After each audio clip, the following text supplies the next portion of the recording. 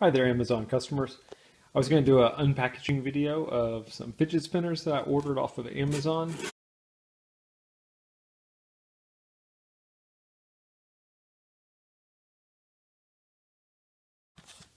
So here's the fidget spinners. I got to admit, I've ordered some fidget spinners before off of Amazon. A lot of times I've had them even just come in like an envelope. But these are in a nice cardboard box. And they're wrapped in bubble wrap, and they're wrapped individually, so they're not scratched up in any way. I got two of them. I've got two boys, and they've been itching for fidget spinners, so these are very nice. Wow.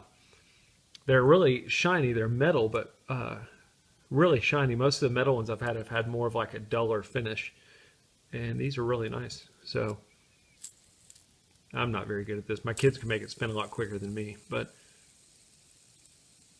nice spin action, very quiet. So anyway, and you get two of them.